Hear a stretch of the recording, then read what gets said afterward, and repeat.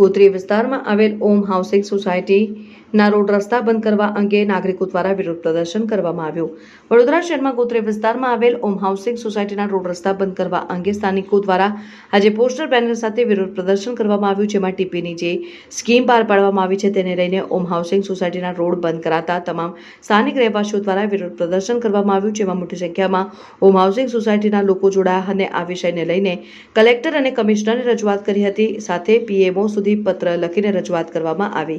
જો અમારી માંગણી સ્વીકારવામાં નહીં આવે તો ગાંધીજીના માર્ગે આંદોલન કરીશું તેવી ચીમકી ઓમ હાઉસિંગ સોસાયટીના રહીશોએ ઉચ્ચારી। આ વિસ્તાર છે સાઈનાથ માર્ગ, ગોત્રી સેવાસી રોડ, હરિનગર, અને અમારી સમસ્યા એ છે કે ટીપી 17 પડવાથી ખેડૂતને ફાઇનલ પ્લોટ જે આપવાનો થાય તે સરકારે અમને કોઈ પણ જાણ કર્યા વિના એ રસ્તો અમારો ખેડૂતને આપી દીધેલો છે।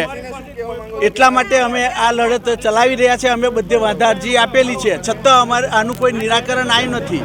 ટીપી ખંડેરાવ માર્કેટ, વડોદરા મહાનગર સેવા સદન, પ્રવર નિયોજનની કચેરી કુબેર ભુવન, તેમજ સેક્ટર 10A મુખ્ય નિયોજકની કચેરી ગાંધીનગર ખાતે મેયરશ્રીને કરેલી છે, કલેક્ટરશ્રીને કરેલી છે, કમિશનરશ્રી વડોદરા શહેરને કરેલી છે, અમારા ધારાસભ્ય અને વોર્ડના કોર્પોરેટરને પણ અમે આની જાણ કરેલી છે। લેખિતમાં વધારજીઓ બધાને અમે આપેલી છે, છતાં અમને ખરેખર તો શું છે કે જ્યારે ટીપી પડે ત્યારે જેને અસર થતી હોય એને બોલાવવા જોઈએ, પણ એમને કોઈને બોલાવવામાં આવેલા નથી।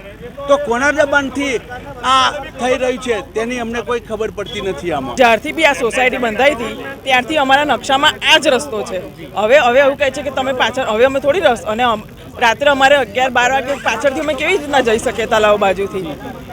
એટલે અમારે આ જ રસ્તો, હા આ રસ્તો બંધ કરવાનું હવે કહે છે। હવે થોડું ચાલે એ રસ્તો, જો રસ્તો પાછળ છેક છે, પણ અમારે પહેલેથી અમને આ જ રસ્તો આપેલો। આ જ્યારથી અમારી સોસાયટી અમારી બંધાઈ ત્યારથી આ જ રસ્તો છે પહેલે, અને નકશામાં પણ આ જ રસ્તો આપ્યો છે અમને। એટલે હવે અમે કેવી રીતના માનીએ કે અમારો આ